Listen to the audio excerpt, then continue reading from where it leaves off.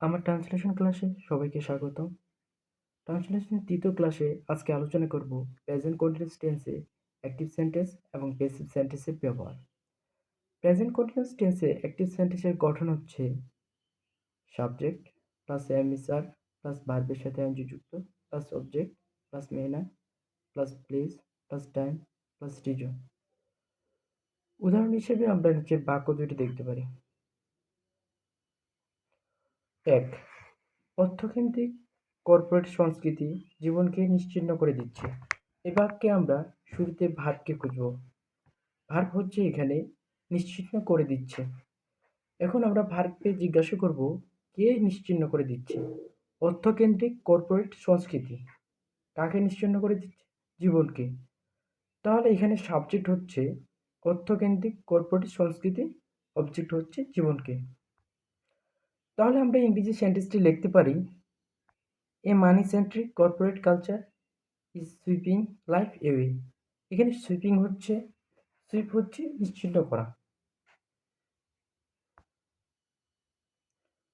এখন আসি তৃতীয় বাক্যটিতে।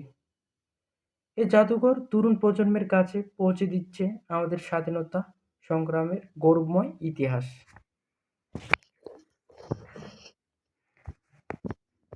কে পৌঁছে দিচ্ছে? এ জাদুঘর পৌঁছে দিচ্ছে। কি পৌঁছে দিচ্ছে? আমাদের স্বাধীনতা সংগ্রামের ইতিহাস। তাহলে এ জাদুঘর এখানে সাবজেক্ট।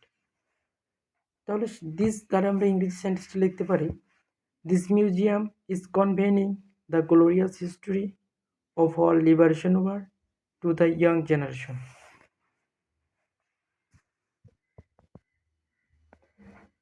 এখন আমরা দেখব প্রেজেন্ট কন্টিনিউয়াস টেন্সে প্যাসিভ সেন্টেন্সের ব্যবহার। প্রেজেন্ট কন্টিনিউয়াস টেন্সে প্যাসিভ সেন্টেন্সের গঠন হচ্ছে subject plus am is are plus being plus ভার্বের ভিতরি plus manner plus place plus time plus reason.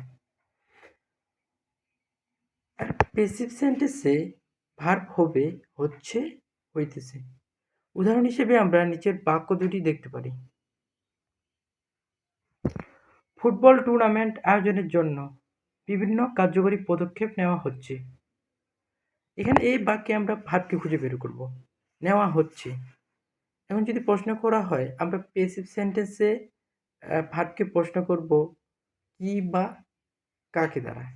কি বা কাকে দ্বারা প্রশ্ন করে যে উত্তরটি পাওয়া যাবে সেটা আমরা সাবজেক্ট পাবো।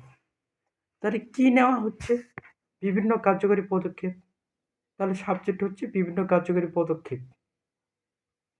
কিসের জন্য নেওয়া হচ্ছে? ফুটবল টুর্নামেন্ট আয়োজনের জন্য। তাহলে আমরা ইংরেজি সেন্টেন্সটি লিখতে পারি, various effective step are being taken for the organisation of the football tournament.